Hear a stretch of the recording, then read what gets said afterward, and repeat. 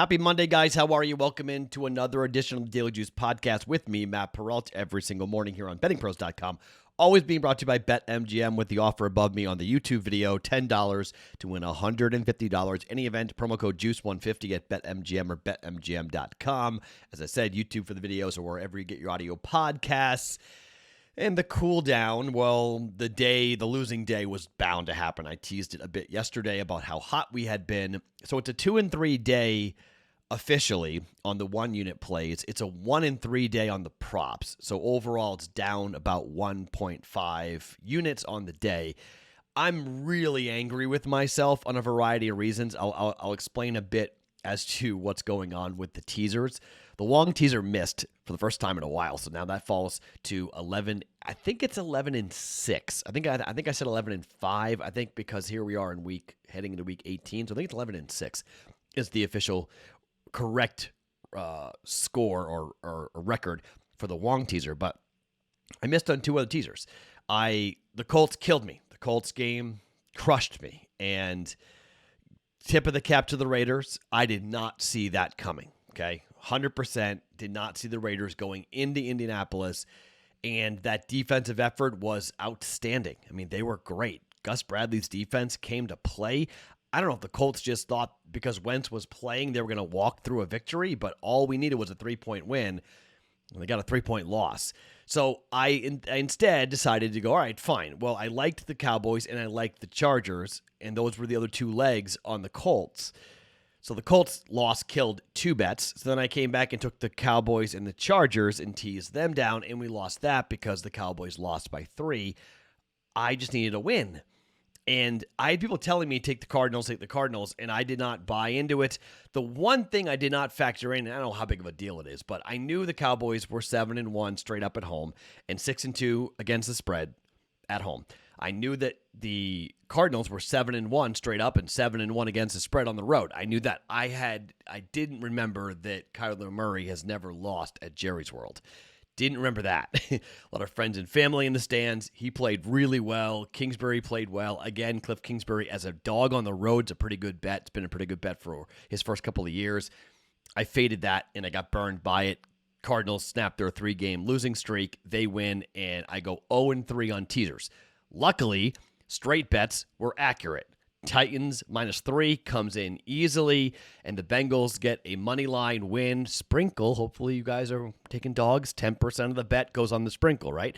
But officially, the +4.5 on the Bengals, so we get that right. I hit like a crazy 5-team money line parlay that I played for the hell of it. It was plus, I think it was plus 180, somewhere in that range, I think is what I hit. So I got that. What else did I missed on a couple of things later in the night, but then it came down to the Sunday night game. And so I had already placed earlier in the day when I placed 4 teasers. I had already placed when I took the first 2 teasers, I had already taken the Pittsburgh Steelers at +3.5, and I took the Steelers and I teased them up with the Sunday night. I've been telling you guys this for a bit. I've been doing the Sunday night, Monday night teaser thing going across the days.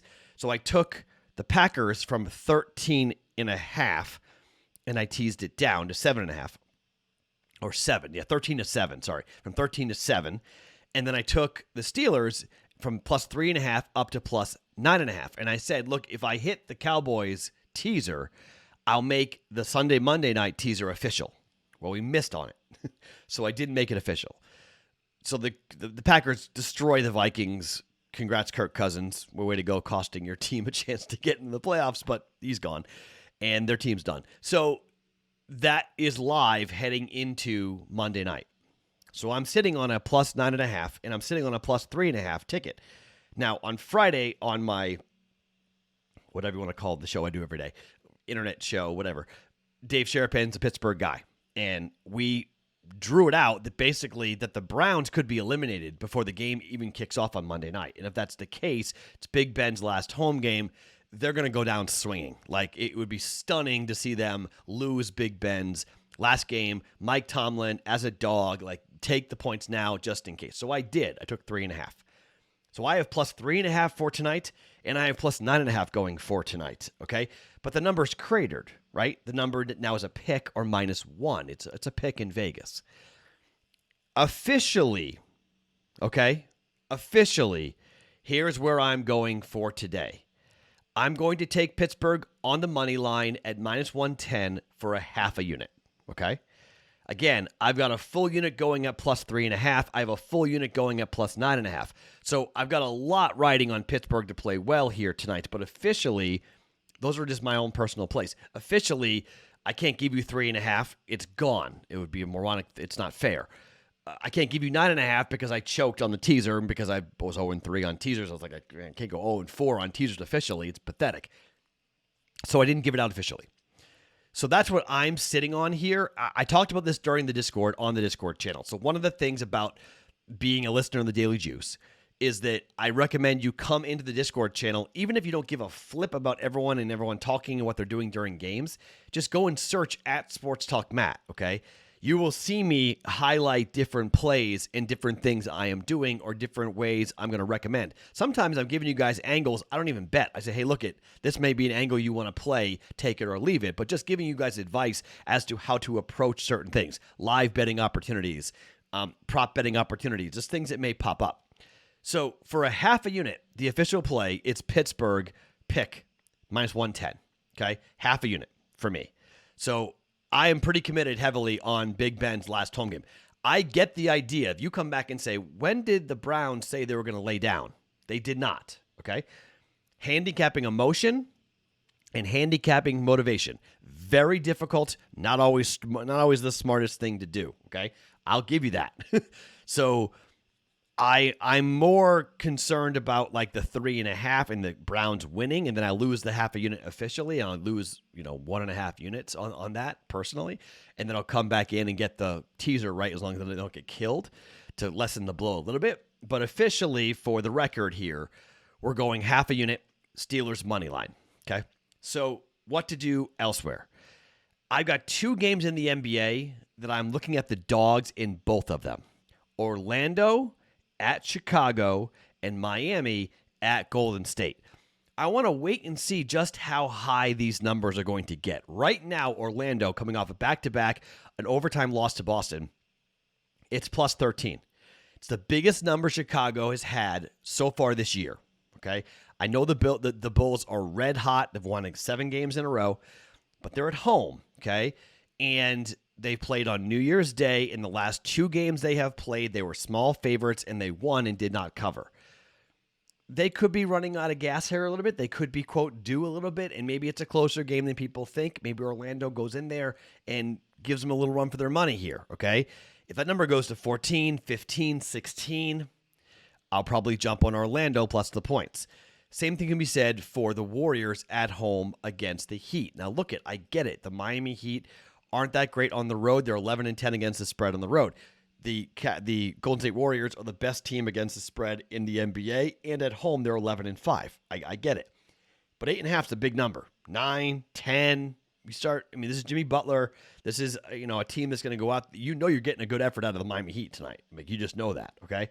So if that number gets to 10, public comes in and bets that up, I think we jump on the Miami Heat. You could also say, what about teasing them both up? Okay, maybe. I don't really love teasing NBA games, but that has crossed my mind of like, okay, if the numbers don't go to where I want and we have 14, if I can do a 4-point teaser in the NBA, if I put it up to 18, 19, somewhere in that range, I might feel good about Orlando's chances of covering it, and then you turn around and take the number for the Miami Heat, and you tease the Miami Heat up, okay? Also, you're dealing with health and protocols, right, for players in out, who's going to play, who's not. Got to wait and see about all that. But for Draymond Green coming back and clearing protocols and everything else. So we have to wait and see which teams are going to have with what. But for the other half a unit, I am eyeballing those 2 plays. Also, there is a chance potentially that I will get involved with player props here tonight.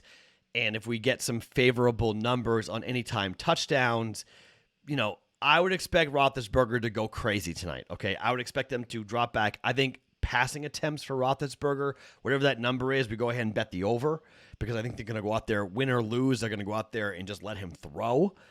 So maybe it's an over on his passing yardage, on his passing attempts, look at some of the potential weapons to throw to, where he might be from a reception standpoint. There may be more passes available than normally because of what we're dealing with here. I mean, by all accounts, this is going to be a coronation, a goodbye, a thank you to Ben Roethlisberger. And even though they're not planning any ceremonies, it's going to kind of be like that.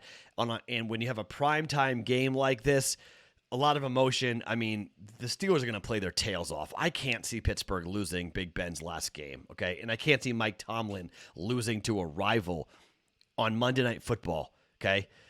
It's a pick for a reason. I think everyone's thinking the same thing. This number has been driven down for a reason. I'm sitting on 9.5 points of closing line value. That might be worth 0 if Cleveland decides to show up and destroy Pittsburgh because Pittsburgh's not a very good football team, okay? Do I want Pittsburgh to lose? Yes. Okay. Remember, we're on the under 8.5. If Pittsburgh loses, okay, lose by 3, which would be great because then I cash 3.5 and 9.5. The under comes in for Pittsburgh's win total at 8.5. Okay. So there is a little bit of strategy going on for me, just FYI, as to why I'm taking Pittsburgh money line on this, because I have an under 8.5 bet on Pittsburgh that cashes if they lose. All right. So this is the time of the year where there's a lot of interesting strategies going on. We're going to talk a lot about Saints and the Falcons, okay? If you bet the Saints late, you got 8.5. I bet it early. I got 9.5 for a win total. So I'm SOL there. However, the Falcons have 7 wins.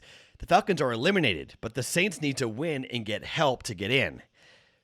If the Saints lose, Falcons win, we go over 7.5. We get to 8 wins for the Falcons. Huge rival, chance to knock them out of the postseason and cash a bet. But you know we're going to come back in here and be on the Saints, right? Because we have a chance to fade and then hedge off that a little bit. The question is, how hard do we hedge on it? And what do we do with it? Okay, so we'll have some debate and some conversations going on.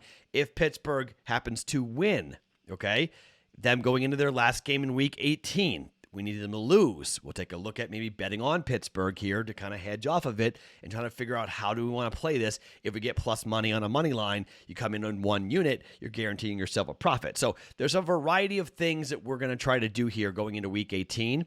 And I want to highlight something really big that I'm calling out for everyone who listens to the Daily Juice podcast. On the Discord channel, there's a thread. If you go to the Daily Juice channel, there's a thread off of the Daily Juice channel. If you see a player who most likely is going to have a player prop attached to their name in week 18, if that player is a wide receiver, a running back, a quarterback, whatever, maybe, not defensive players, but anybody who's going to have a player prop on them for week 18, if you see an incentive that that player has for his contract going into week 18, go and post it, okay? We're going to track these. The books are doing it too, okay? The books are going to track it. We need to bet prop bets early in week 18. This is going to be important because there's going to be prop bets out there where if a player needs like 6 catches to get $100,000, the quarterback's going to feed him the football. In particular, if the game doesn't matter, the quarterback's going to look to feed that person, that receiver, right? So we go to that number, we see what the number is. Maybe it's juiced, maybe it's not, but we're going to crowdsource this out, okay? Help us all. If you're listening to this, if you see it, if you're driving, listening to your local sports talk radio and you hear that giant wide receiver, whomever gets 5 catches, he'll make $100K or whatever it might be, go post that so we all can search and wait and watch when the props get posted and then pounce, okay? This is a week where we want to bet prop bets early. I get it with COVID. It's a little problematic, but your bet will void, so you'll get it back. But that's how we're going to approach week 18 heavily. I don't know how many games I'm going to bet on week 18, all right? I'm telling you right now, I just don't know how. Probably Raiders, Chargers, but I don't know how many games I'm betting because this is going to be the biggest sit week of all time, okay? There is not a lot of drama right now as to who is in and who is out, all right?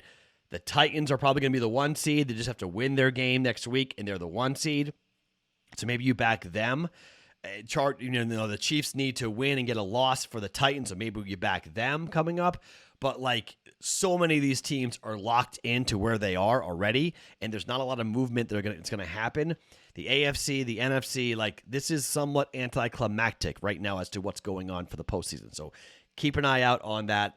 It's going to be a very interesting week, and player props are really where we want to focus in on this week. Not so much on sides and totals, but really on the player props and those players who have big incentives going into their games on Saturday and Sunday. Remember, Saturday and Sunday, both those days, heavily, I think there's 2 games on Saturday and the whole slate, or 4 games on Saturday. There's a bunch of games on Saturday. I can't remember how many games. But Saturday, Sunday, we want to be watching that very carefully and closely as we head towards the week, okay? So crowdsource it. All right, so the only official play here for the pod today, Steelers money line, half a unit, okay? From there, I'll add in the Discord channel NBA or player props or something as we go. BettingPros.com/chat to get in, or the link is underneath me here on YouTube, all right? This podcast every morning. My name is Matt Perrault. I'll talk to you more in the Discord channel. It's going to be a very interesting week in the NFL. This podcast always being brought to you by BetMGM. Every morning, it's the Daily Juice Podcast, presented by BettingPros.com.